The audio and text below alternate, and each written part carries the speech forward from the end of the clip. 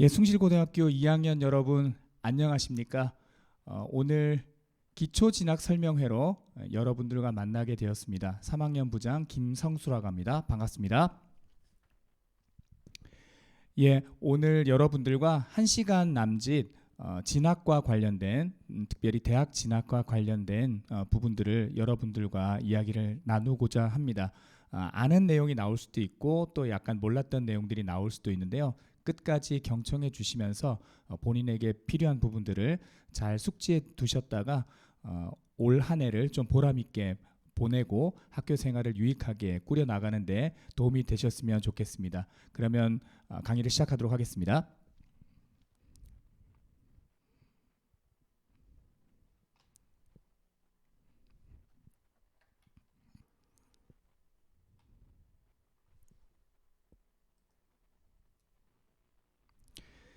예, 먼저 인생에도 수많은 길이 있는 것 같습니다. 꼭 한 방향으로만 가는 것이 아니라 인생에 수많은 길들이 있듯이 우리가 배움의 과정에도 여러 가지 길이 있는 것 같습니다.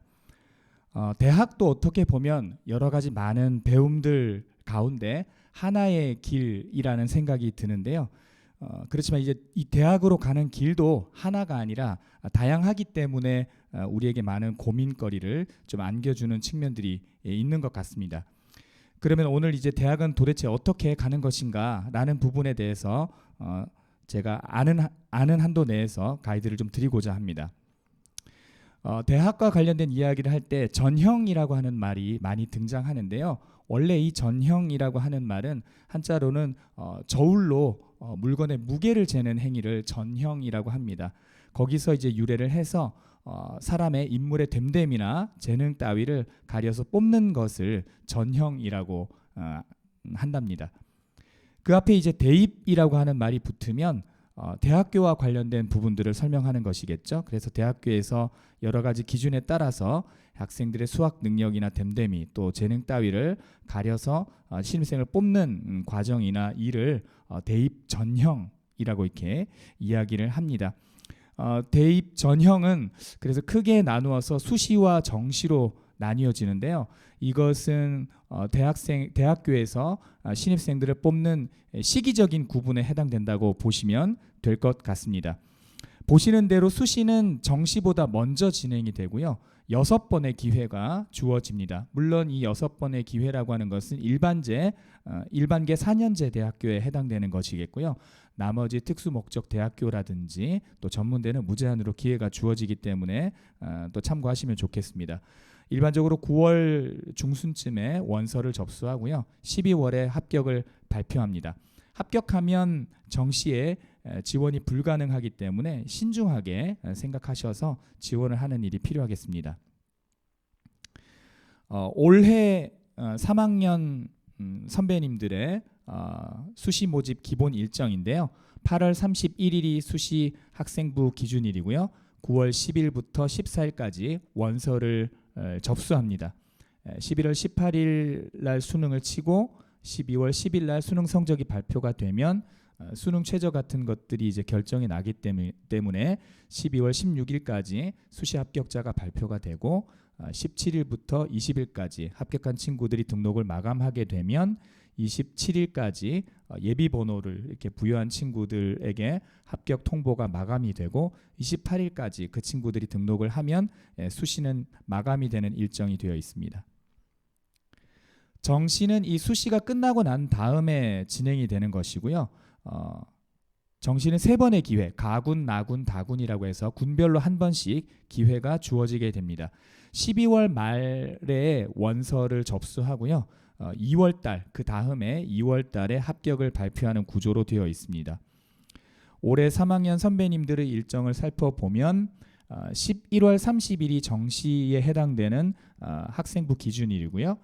12월 30일부터 그 다음 해 1월 3일까지 원서 접수가 시작되어서 1월 6일부터 13일까지 가군, 14일부터 21일까지 나군, 그리고 1월 22일부터 29일까지 다군의 전형이 진행이 되고요.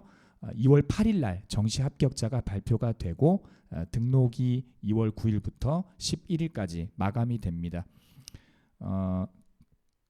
그리고 예비 번호들을 2월 20일까지 주게 되고요. 21일까지 그 친구들이 등록을 마감하게 되면 22일부터는 그때 다 뽑히지 못한 친구들을 대상으로 해서 추가 모집이라고 하는 것을 시작하게 됩니다. 끝날 때까지 끝난 것이 아니니까 끝까지 기회들을 노리는 것을 여러분들도 기억을 하셨으면 좋겠고요. 그래서 27일, 28일까지 추가 등록 마감을 하면 올해 입시가 끝난다고 보시면 되겠습니다. 그러니까 3월 1일 되기 전까지는 대학은 끝까지 신입생들을 뽑고 있다라고 이렇게 생각을 하시면 되겠습니다. 그러면 도대체 수시랑 정시랑 얼만큼의 학생들을 뽑고 있느냐?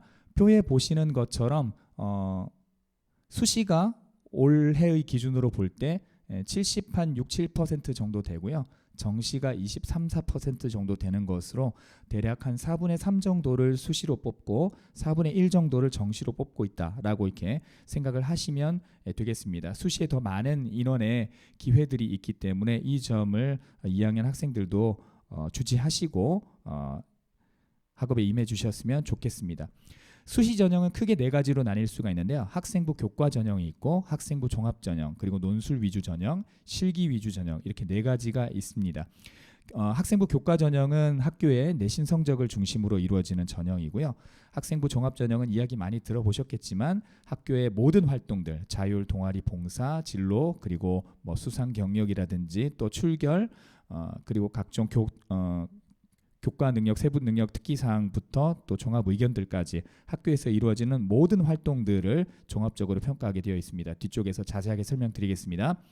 논술 위주 시험은 대학별로 논술 시험이라고 하는 시험을 따로 치게 돼서 이것이 결정적인 영향력을 끼치게 되는 그런 시험이 되겠고요. 실기 위주 전형은 예체내기를 중심으로 해서 실적 위주의 증빙 자료들을 제출하는 그런 전형으로 대부분의 일반 학생들은 해당이 되지 않는 그런 전형이 되겠습니다.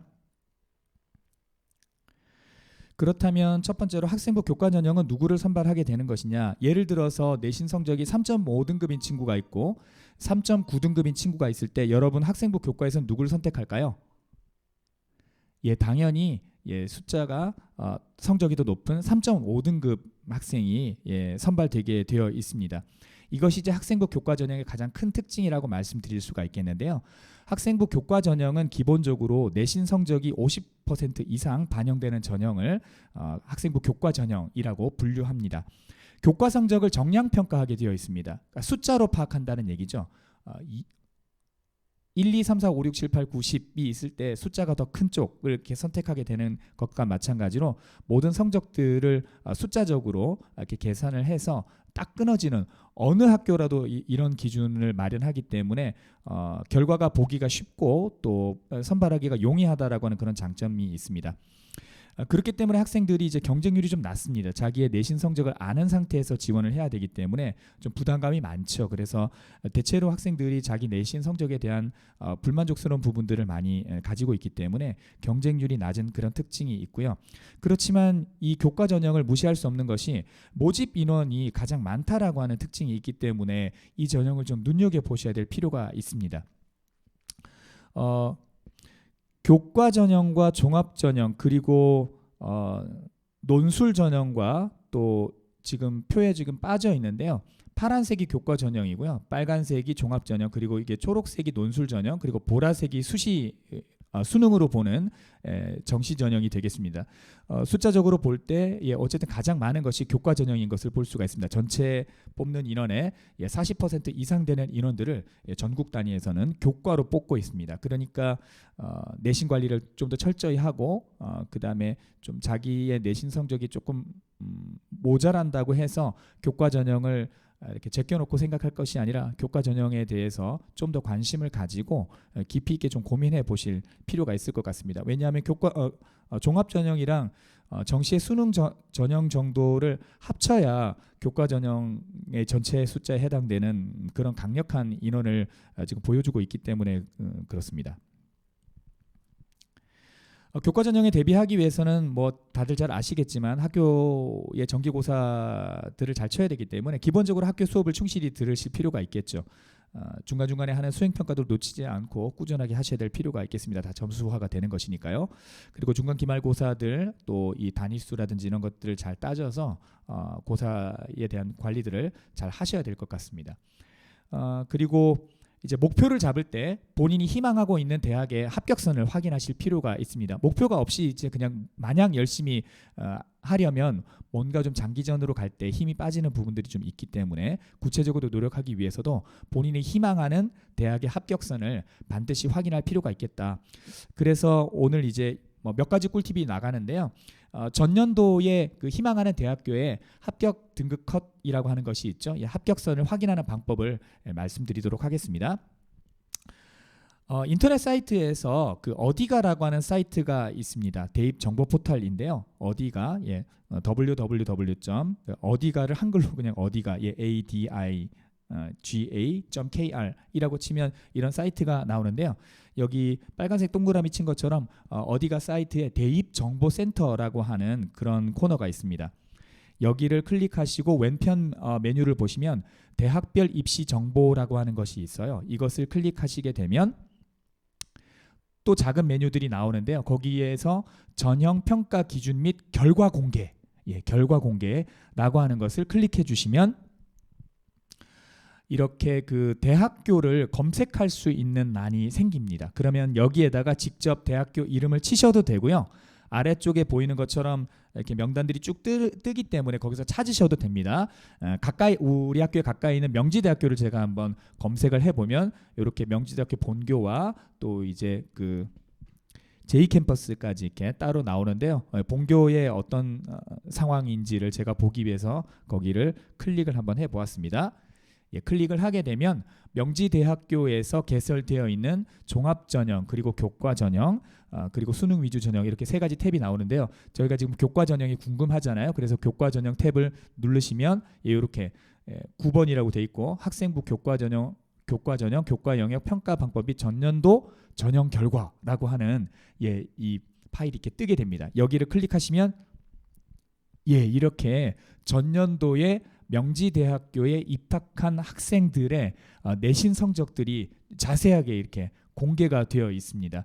그래서 지금 보시면 국어 국문학과 2.9 뭐 이렇게 해서 쭉 내려오는 그런 등급 컷들이 있죠. 이게 이제 합격생들의 70%에 해당되는 학생의 등급 컷인데요.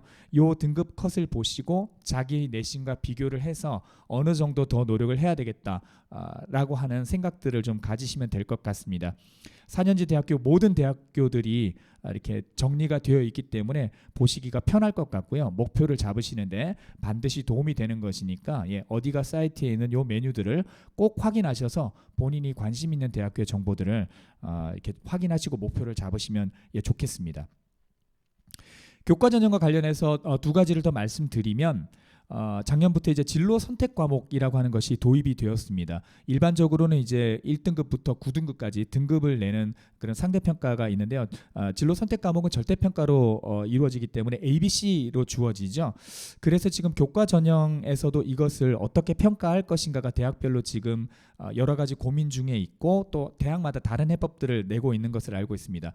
어쨌든 무엇보다도 중요한 것은 올해는 어쨌든 그 진로 선택 과목을 반영하는 대학보다는 반영하지 않는 대학이 더 많긴 합니다만 반드시 확인을 해보셔서 본인이 지원하고 희망하는 대학교가 진로 선택 과목을 반영한다라고 하면 놓치지 않을 수 없는 그런 부분들이 있습니다.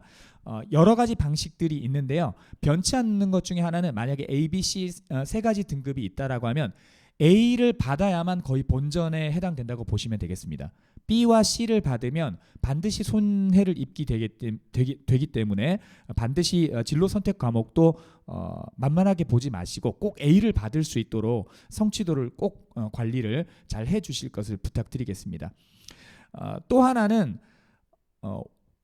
이 진로 선택 과목 도입과 연계되는 부분인데요. 진로 선택 과목이 들어오게 되면서 원래는 1, 2, 3학년에 해당되는 학년별 반영 비율이라고 하는 것들이 많았습니다. 예를 들자면 이제 학년별로 갈수록 퍼센테이지를 좀 더 줘서 고학년으로 올라가는 성적들에 대한 비중들을 더 강하게 예를 들자면 뭐 1학년은 20%, 2학년은 30%, 3학년은 50% 이렇게 해서 3학년 때 성적이 더 좋은 학생들에게 가산점을 주는 그런 방식의 제도들이 있었는데요. 지금 1학년, 2학년 때는 9등급을 내는 과목들이 많고 3학년 때 진로 선택 과목들이 많아지다 보니까 대학이 이 방식을 좀 고수하기가 좀 어렵게 되었습니다. 그래서 올해 들어오면서 많은 대학들이 학생부 교과 전형에 있어서는 학년별 반영 비율을 폐지해 버렸습니다. 그렇게 되면 어떤 결과가 나오느냐 하면 9등급을 내는 과목들이 많은 학년들이 더 중요하게 되어졌거든요. 그래서 상대적으로 예전에는 3학년, 고학년 성적이 중요했는데 지금은 오히려 역으로 1학년, 2학년 때의 성적이 교과 전형에서는 더 중요한 그런 역전 현상이 발생하게 되었습니다. 그래서 지금 현재 2학년 친구들 같은 경우에 교과 전형을 노리고 있거나 혹은 오늘 별로 생각이 없었는데 교과 전형을 가장 많이 뽑는다거나 그러면 관리해야지 라고 생각하는 친구들 같은 경우에는 이번 달에 치게 되는 중간고사부터 정말 열심을 다해서 성적을 좀 이렇게 잘 관리하셔야 될 필요가 있을 것 같습니다. 이 교과 전형의 경우에는 학년별 반영 비율이 폐지되었기 때문에 1, 2학년 성적이 상대적으로 중요하게 되었다라고 하는 것을 꼭 기억해 주시면 좋겠습니다. 다음으로 학생부 종합전형인데요. 아까처럼 한번 생각해 보죠. 3.5등급과 3.9등급의 친구 2명 있는데 학생부 종합에서는 누구를 선발할까요? 3.5등급일까요? 3.9등급일까요? 정답은 알 수 없다입니다.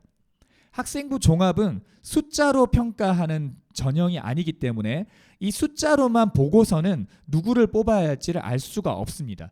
그래서 어떤 조건들과 또 전형 요소들이 들어가야 되는 것인데요. 이렇게 한번 바꿔보죠. 만약 1학년, 2학년, 3학년 때의 성적이 3.5등급인 친구는 2.5, 3.5, 4.5 이렇게 갔다고 치고요.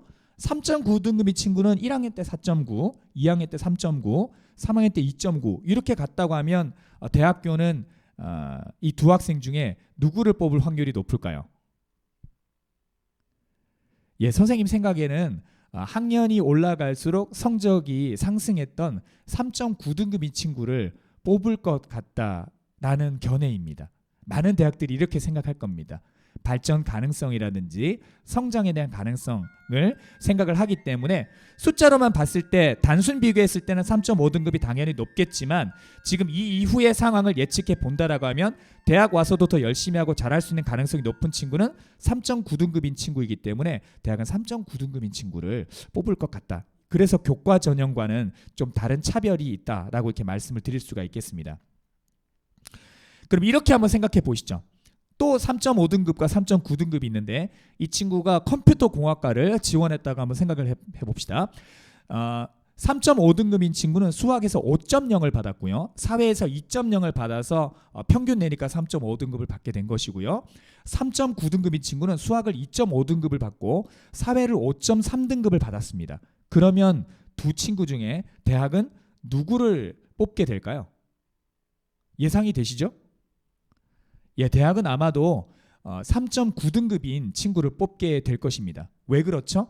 컴퓨터 공학과와 좀 더 인접하고 관련이 깊은 과목인 수학 과목의 성적이 높은 학생을 더 대학은 선호할 것이라는 얘기입니다.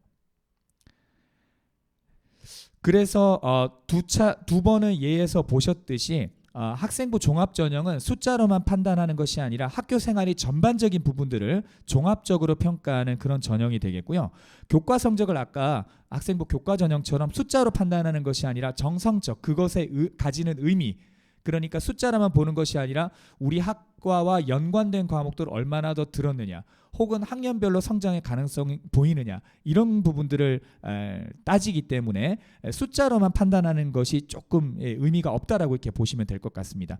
대체적으로 종합전형은 단계별 전형이라고 하는 방법을 취하고 있는데요. 1단계에서는 자소서가 많이 없어지긴 했습니다만 학생부와 자소서 같은 서류로 평가를 하고요. 거기서 3, 4배수 정도의 인원들을 뽑은 다음에 2단계에서 면접을 실시해서 최종적으로 선발하는 그런 방식을 취하고 있습니다. 그러면 학생부 종합전형에서 서류에서는 어떤 면모들을 보느냐, 많은 대학에서 이제 연구를 하고 또 표준화 시킨 거는 이제 한 4가지 정도의 역량을 본다고 보시면 될 것 같습니다. 보시는 대로 학업 역량, 전공 적합성, 인성, 그리고 발전 가능성, 이 네 가지 중에서 뭐 두 가지를 합쳐가지고 세 가지로 만들거나 하나를 두 개로 나눠서 다섯 가지로 만드는 대학들이 있긴 합니다만, 대체적으로는 이 네 가지 영역 안에서 서류를 평가하는 것으로 알려져 있습니다. 학업 역량은 그야말로 학업을 수행할 수 있는 능력을 보는 것인데요. 학업의 성취도, 분명히 성적을 봅니다. 그렇지만 교과처럼 이렇게 양으로 이렇게 측정하는 것이 아니라 아까처럼 이렇게 그것이 가지고 있는 의미들을 본다고 말씀을 드렸습니다. 학업 태도와 학업 의지, 탐구 활동 여부, 이런 것들을 보게 되고요. 그다음에 전공 적합성을 보죠.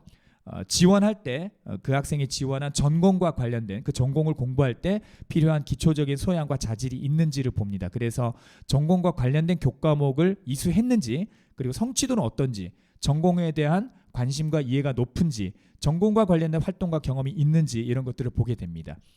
그리고 세 번째로는 인성을 보는데요. 공동체의 일원으로서 필요한 바람직한 사고와 행동이 보이는지의 여부를 판단하게 됩니다. 그래서 협업 능력과 나눔과 배려, 도덕성, 성실성, 그리고 소통 능력, 이런 것들이 교과 세특이나 또 행특이라든지 동아리 활동, 이런 것들을 통해서 보이는지를 보게 됩니다.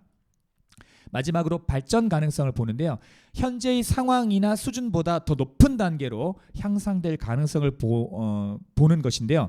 이 발전 가능성이라고 하는 것이 나머지 학업 역량이나 전공 적합성, 인성에 비해서는 다소 좀 불투명해 보이는 그런 느낌이 있습니다만, 세부 항목을 보시면 아실 수 있을 것 같아요. 자기 주도성을 봅니다. 그러니까 다른 사람에 의해서 어떤 일을 하는 것이 아니라 본인이 먼저 주도적으로 그 일을 해나가고 있는가, 그 면모를 볼 때 발전 가능성이 있다. 대학은 이렇게 생각한다는 얘기죠. 그 다음에 경험의 다양성. 자기가 했던 것들만 계속 이렇게 하는 것이냐, 아니면 다양한 상황에서도 그런 것들을 즐기면서 해나가느냐, 그런 다양한 상황에서도 주눅들지 아니하고 그런 것들을 적극적으로 활용하는 친구들이 발전 가능성이 있다. 대학은 그렇게 판단한다는 얘기죠.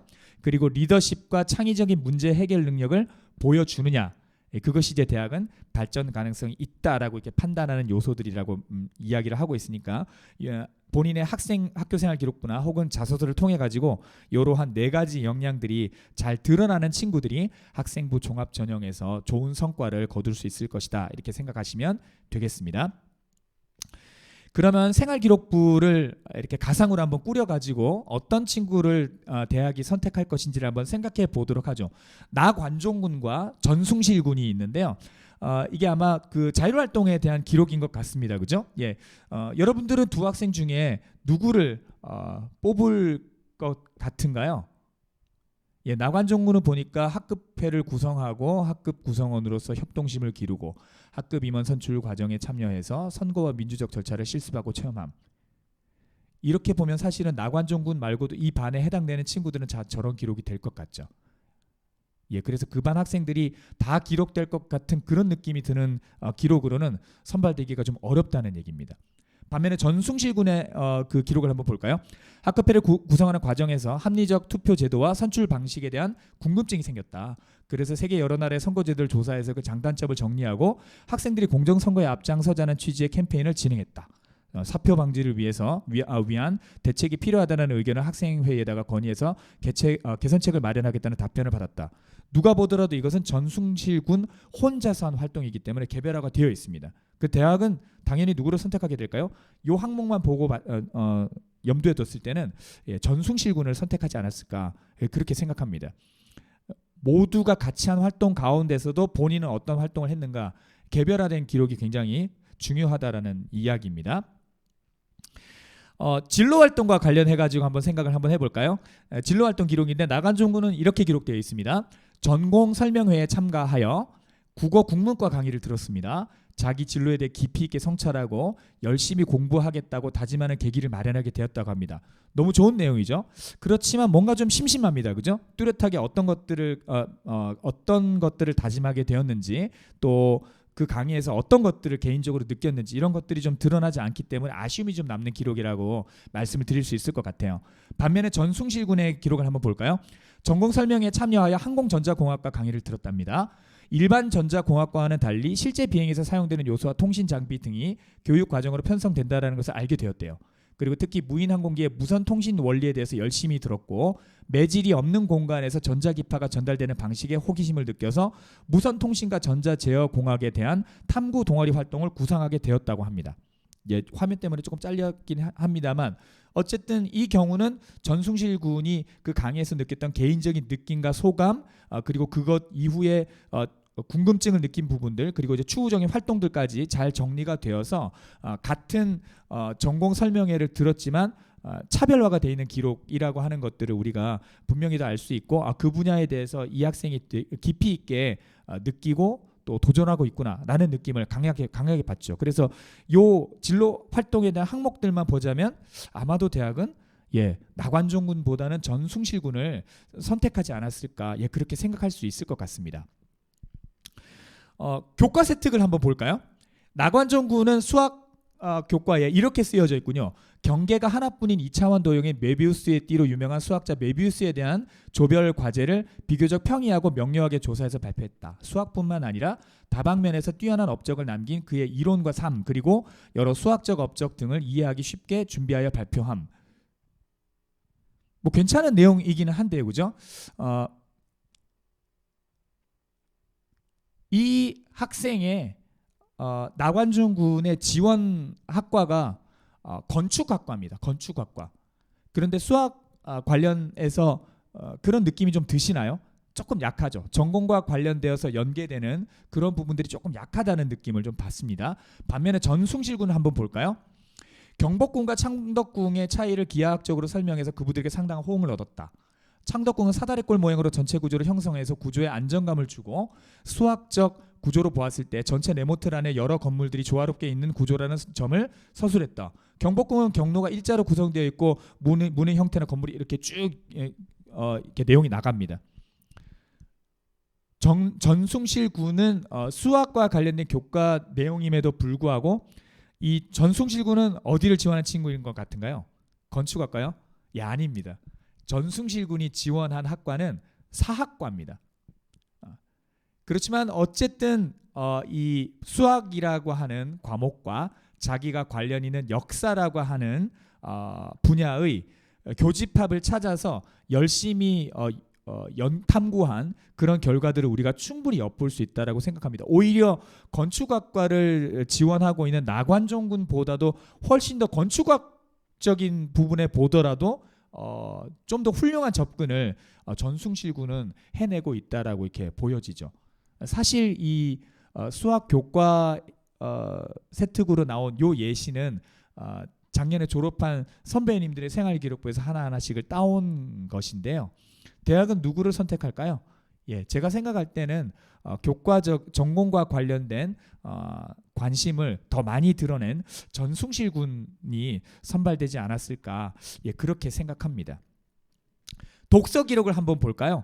나관중 군은 1학년 때는 도스토옙스키의 죄와 벌을 읽고 2학년 때는 생텍쥐페리의 어린 왕자를 읽었는데 3학년 때는 흥부와 놀부를 읽었군요.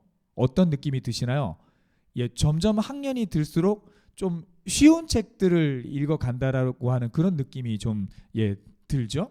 반면에 전숭실 군은 이제 공학과를 지원하는 친구인 것 같은데 그죠? 1학년 때는 정재승 선생님의 과학 콘서트를 읽고 2학년 때는 세상을 바꾼 물리 그리고 3학년 때는 양자 공부라고 하는 점점 이제 학년으로 갈수록 그 책의 수준이 좀 높아지는 것을 알 수가 있죠. 대학은 이렇게 될 때 누구를 선택할까요, 여러분?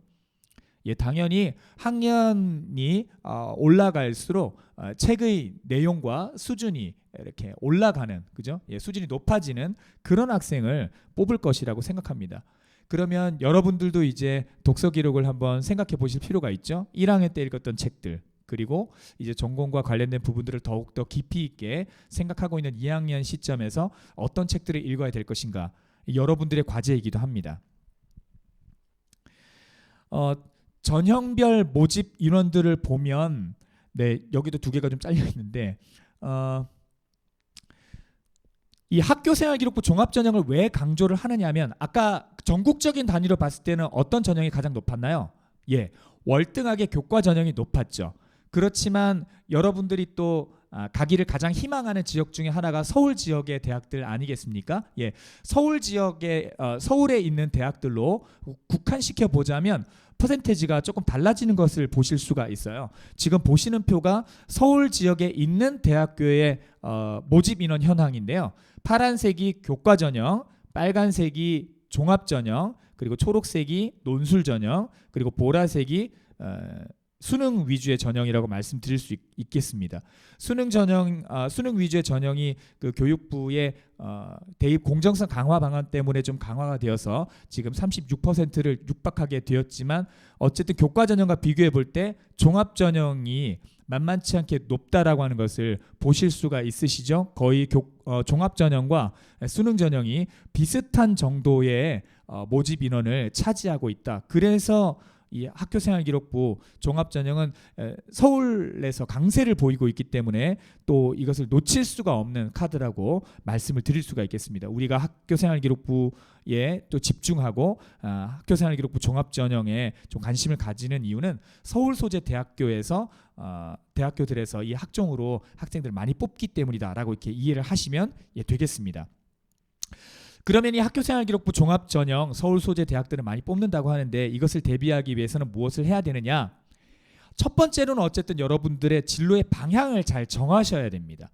생활기록부를 읽을 때 무조건 장수가 많다고 해결되는 것이 아닙니다. 무조건 활동의 건수가 많다고 해결되는 것이 아니라 그것이 가지는 의미, 그것이 전공하는 학과랑 어떤 의미를 지니는가가 중요하기 때문에 여러분들은 우선 내가 무엇을 할 것인가, 무엇에 관심이 있는가, 그 진로의 방향들을 정하는 것이 무엇보다도 첫 번째로 하셔야 될 일입니다. 그래야 어떤 활동들을 하고 어떤 책들을 읽고 또 어떤 보고서들을 쓰고 하는 일들이 정해지기 때문이죠. 두 번째는 그렇게 정해진 진로 방향에 따라서 학교의 활동을 열심히 참여해 주시기를 부탁드립니다. 학생부 종합전형은 선생님들의 글쓰기 실력으로 결정되는 것이 결코 아닙니다. 여러분들이 생각하고 고민하고 또 활동한 그런 근거들이 없는데 선생님들이 그것들을 쓸 그런 재간이 없습니다. 여러분들이 학급에서, 동아리에서, 그리고 여러 가지 활동들에 수업 시간 중에 열심히 참여하고 활동하고 그 3번에 보시는 대로 그리고 그 의미들을 심사숙고하셔야 됩니다. 예를 들자면 이 활동은 왜 했나? 그 과정에서 어떤 어려움이 있었나? 그리고 그것을 어떻게 해결했나? 남은 과제는 없는가? 무엇을 깨달았는가? 그 다음에 뭘 또 해볼 것인가? 이런 의미들을 심사숙고하면서 활동을 하셔야 될 필요가 있고요. 그 다음에 그렇게 활동한다고 해서 그냥 마음으로만 뿌듯하면 선생님들이 알 길이 없겠죠. 적극적으로 기록하고 남기고 또 선생님들에게 제출하고 발표하고 토론해서 본인이 열심히 활동한 것들을 선생님들이 아실 수 있도록 자기 자신들의 결과들을 이렇게 표현하는 것이 또 이 학종 전형을 대비하는 것의 주요한 방법이라고 말씀을 드리겠습니다. 그리고 나머지 두 가지를 더 말씀드리자면요. 교육부에서는 어쨌든 이 학생부 기록을 좀 축소해 나가는 방향으로 지금 이렇게 방향을 좀 정하고 있습니다. 아시는 대로 수상 경력도 지금 한 학기 하나씩 이제 들어가게 되었죠. 그리고 많은 부분들의 항목들의 자수들이 이렇게 줄어들거나 또 기재를 하지 않거나 대입에서는 미반영되는 그런 부분들이 있는데 이 과정 가운데서도 줄어들지 않는 항목이 하나가 있었으니 그것은 교과 세특입니다. 수업 시간에 관련된 활동 내용에 대해서는 자수를 교육부가 건드리지 않았고요. 심지어는 국영수 사과에 해당되는 과목들은 전 학생을 기재하게끔 상대적으로 이 교과 세특은 오히려 강화되었다라고 보시면 될 것 같습니다. 무엇보다 학교 생활에 있어서 수업이 중심이고 그것이 핵심이라고 하는 것은 변치 않는 사실이죠. 그래서 여러분들이 각 수업 활동들을 열심히 하셔서 그 교과 세특에서 본인의 어떤 특징들, 장점들, 그리고 전공과 관련된 노력들, 융합된 에너지 같은 것들을 잘 표현하실 필요가 있겠다. 그렇게 말씀드리고요. 이제 작년부터 고교정보 블라인드라고 하는 것이 진행되었습니다. 학교생활기록부에 지역이라든지 학교 이름을 알릴 수 있을 만한 내용들을 다 이렇게 삭제하는 방식으로 학생부가 기록되게 되어져 있습니다. 그래서 학교 이름을 제거하고 한 상태에서라도 그 내용을 보았을 때 이것이 어떤 것이다라고 하는 것들을 대학이 알 수 있게끔 그 활동의 내용에 대한 의미 부여가 생활기록부에 잘 되어져야 될 필요가 있습니다. 이것이 여러분들과 또 선생님들이 함께 고민해야 될 부분인데요. 그래서 학교의 정보가 들어가지 않은 상황에서도 그 기록만 보더라도 이 내용이 어떤 의미를 가질 수 있는지를 잘 이해하실 수 있도록 기록이 되게 여러분들이 기초 자료들을 혹은 수업 시간에 활동을 할 때 그런 부분들에 대한 것들을 잘 표현해 주시면 좋을 것 같습니다. 세 번째로 이제 논술 전형인데요. 이 논술 전형은 문제가 굉장히 어렵고 까다로운 부분이 있습니다. 높은 수준의 사고력이 좀 필요하고요. 별도의 준비와 그래서 노력이 좀 필요합니다. 대학마다 문제들이 좀 다르고 또 문제를 내는 방식 같은 것들도 다르기 때문에 대학별로 어떤 문제들이 출제되었는지를 반드시 확인하실 필요가 있겠습니다. 논술 전형은 대체적으로는 서울에 있는 상위권이라고 알려져 있는 대학들에서 많이 이제 준비하는 그런 전형인데요. 예, 두 번째 꿀팁인데요. 오늘 이제 전년도에 대학교가 면접이라든지 또 논술이라든지 이런 문제들을 어떤 문제들을 출제했는지를 확인하는 방법을 제가 설명을 해드릴게요. 선행학습 영향평가 보고서라고 하는 다소 어려운 이름의 문서가 있습니다. 대학별로 이 문서들을 3월 말까지 교육부에 제출하게끔 되어 있습니다. 그래서 어제부로 대학들이 이 문서들을 다 홈페이지에 공개한 상황이고요. 그래서 여러분들이 대학교 입학처 홈페이지에 들어가시면 선행학습 영향평가 보고서라고 이렇게 검색어에 치시면 문서가 뜨게 됩니다. 저는 숭실대학교를 한번 입학처를 들어가서 찾아보니까 역시나 이렇게 숭실대학교 2021학년도 선행학습 영향평가 보고서라고 하는 문서를 찾을 수가 있었습니다. 이 보고서의 그 의미는 뭐냐면 대학교에서 대학별 고사, 즉 면접이라든지 논술이라든지 이런 것들을 출제를 할 때 고등학교의 교육 과정을 벗어나면 안 되게끔 되어 있습니다. 그래서 해당 학교가 작년도에 면접이라든지 논술이라든지 이런 시험을 칠 때 고등학교의 교육 과정을 우리가 벗어나지 않았습니다라고 하는 것들을 스스로 증명하는 문건이 바로 이 선행학습 영향평가 보고서라는 것인데요. 여기에 이제 보면 전년도에 출제되었던 논술 문제가 고스란히 이제 담겨 있는 것들을 보실 수가 있어요. 보시는 것이 이제 작년에 출제되었던 숭실대학교의 인문 계열의 그 논술 문제가 되겠습니다. 보시는 것처럼 제시문이 굉장히 많죠. 제시문이 심지어 3개입니다. 가운데 페이지에 보시는 것처럼 제시문 가, 제시문 나, 제시문 다 이걸 읽고 앞쪽에 있는 보기 1, 보기 2 심지어 그림도 있죠. 보기 1, 보기 2의 밑줄 친 부분을 비판해서 쓰는 것이 문제입니다. 그냥 한 번 정도 해가지고는 알 수가 없는 그런 어려운 문제라고 하는 걸 직감적으로 느끼시겠죠. 그래서 다양한 분야의 글들을 읽으면서 자기의 생각들을 정리하고 이렇게 기록하는 그런 연습들이 필요한 그런 전형이라고 말씀을 드릴 수가 있겠습니다. 맨 왼쪽에 이제 사회계열, 상경계열에 해당되는 문제가 출제되어 있는데요. 여기를 보시면 어떤 기업체의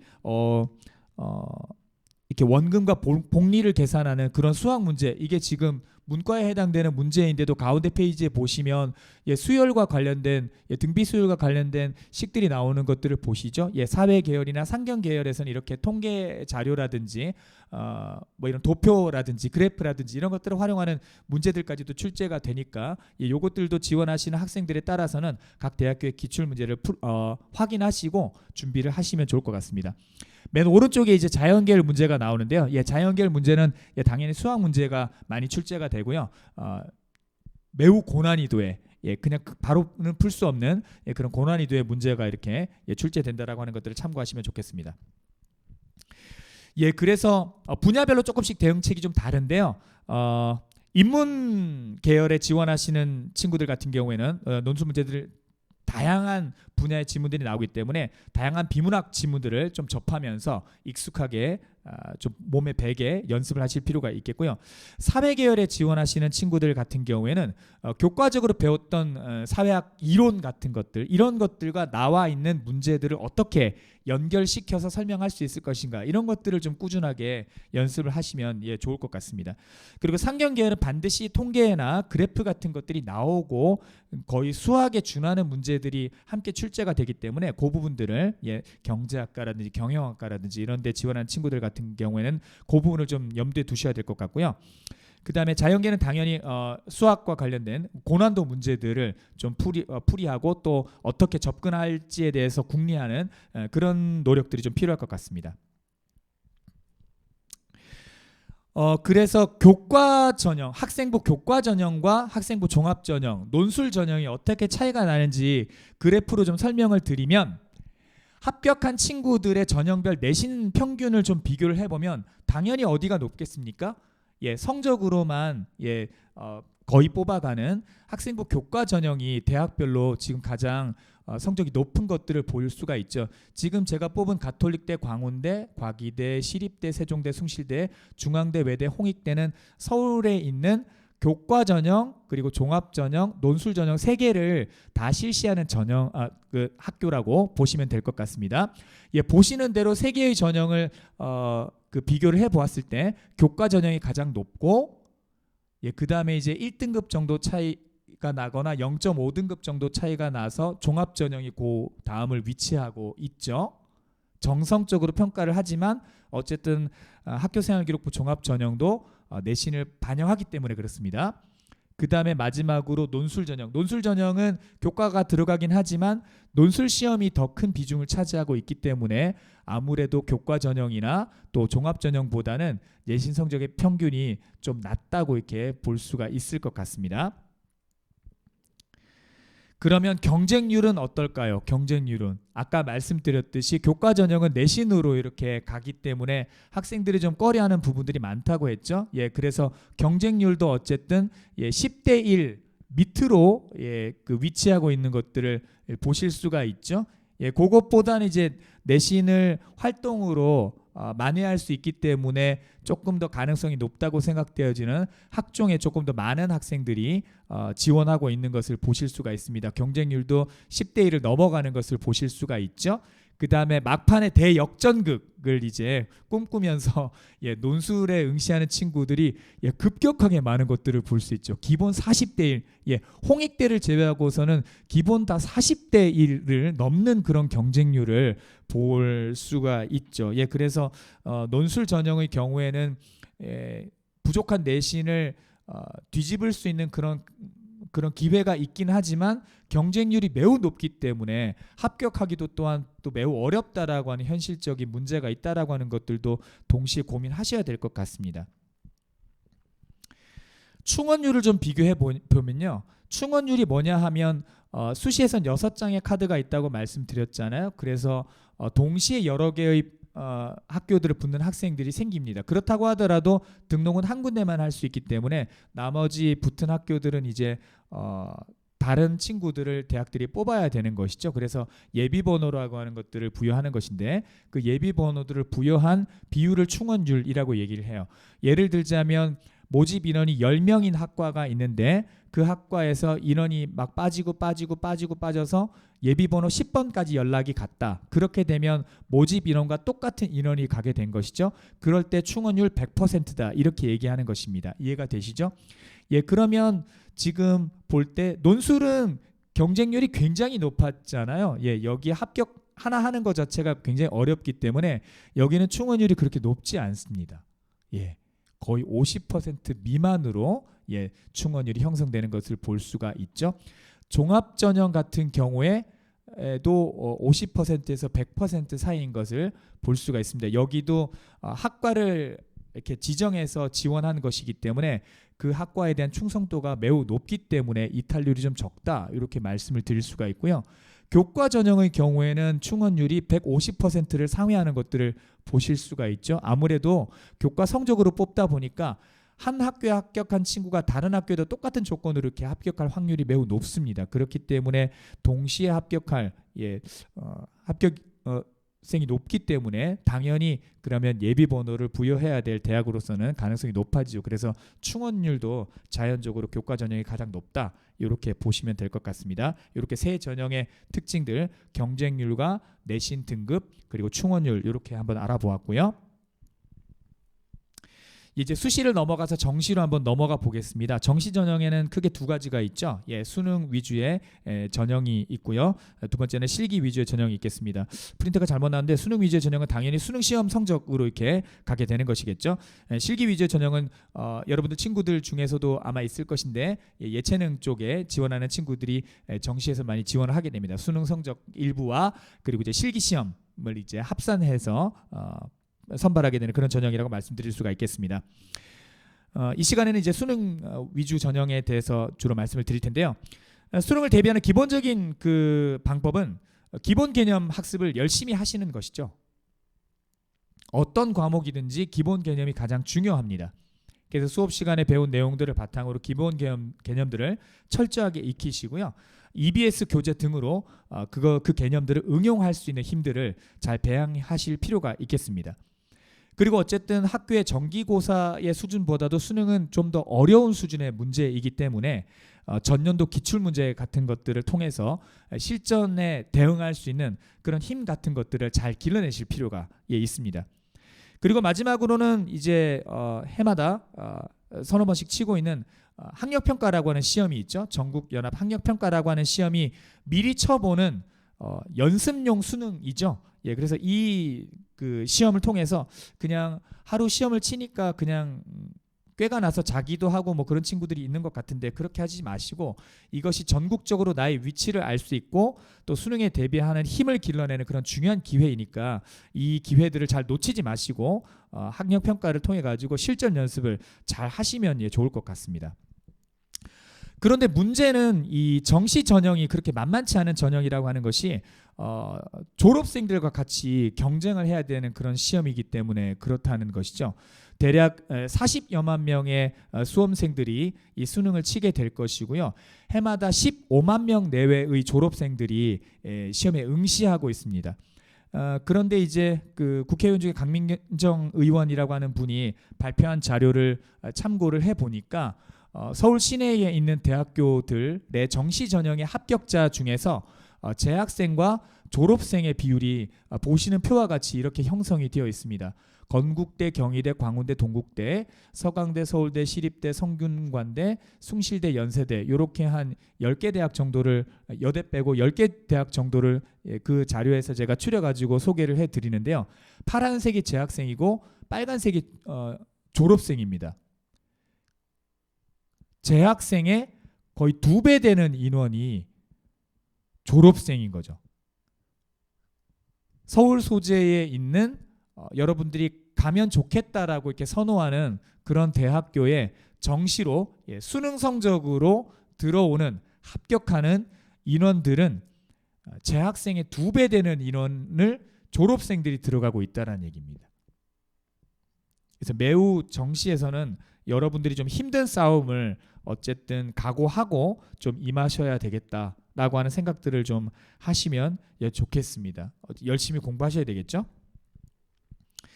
그래서 수능에 대비하기 위해서 아까도 말씀드렸듯이 그 전국연합 학력평가라고 하는 시험들을 열심히 쳐서 수능에 임한다라고 이렇게 생각하시면 좋겠는데요.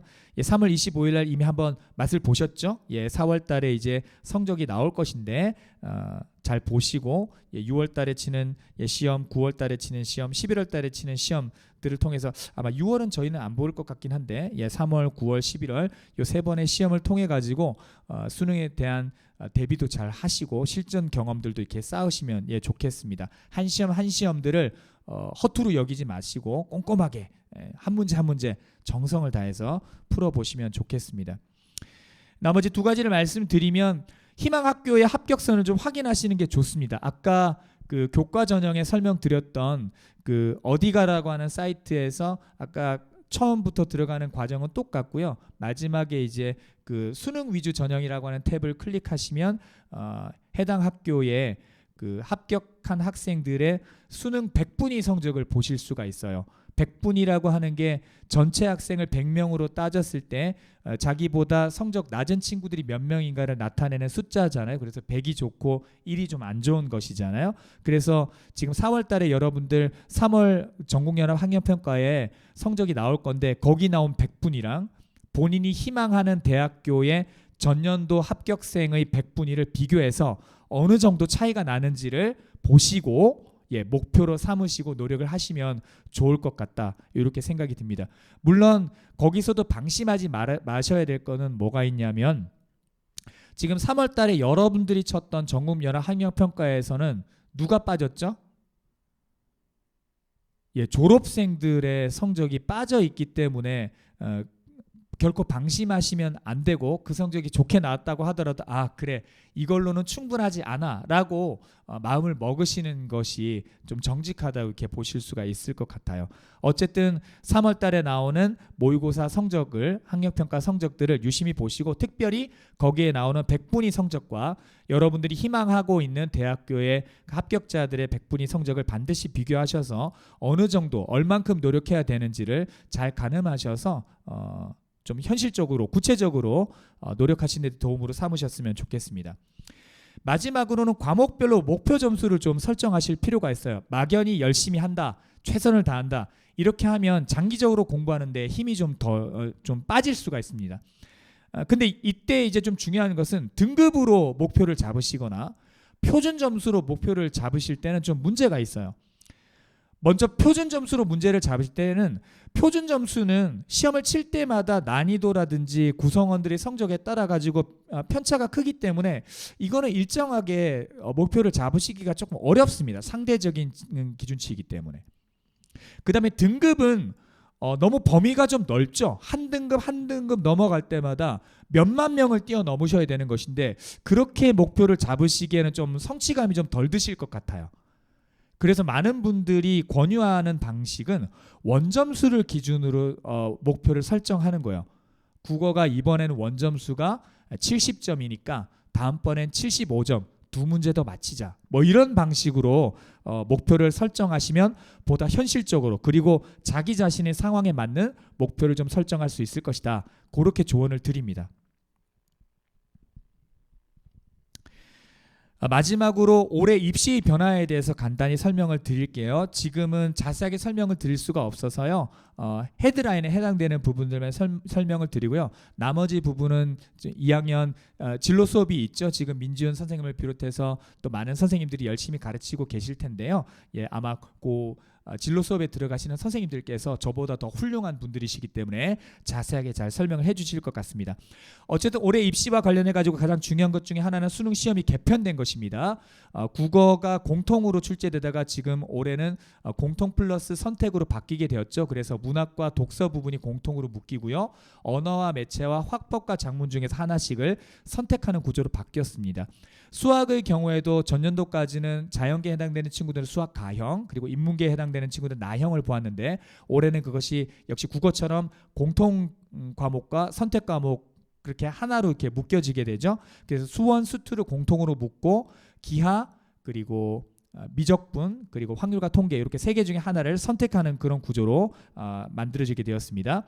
그 다음에 영어는 그대로 가고요. 한국사 그대로 가고, 탐구 영역이 원래는 사회탐구, 과학탐구가 나뉘었습니다. 그래서 사회탐구 중에 2과목, 과학탐구 중에 2과목 이렇게 선택하게 되어 있는데, 올해부터는 형식적으로는 어쨌든 사회탐구, 과학탐구로 통틀어서 17개 과목 중에서 2과목을 아무거나 선택해도 되게끔 그렇게 되어 있지만, 여기서 특히 이제 자연계나 이공계 대학을 지원하는 친구들 같은 경우에는 수도권이나 서울에 있는 대다수의 대학, 그리고 지방에 있는 거점 국립대의 경우에는 과학 탐구로 지정을 해놓은 것들을 잘 아실 것입니다. 그래서 탐구 영역과 관련해서는 일반적으로는 전년도와 달라질 것이 없다라고 생각하는 것이 오히려 현실적인 이해일 것이라고 생각이 듭니다.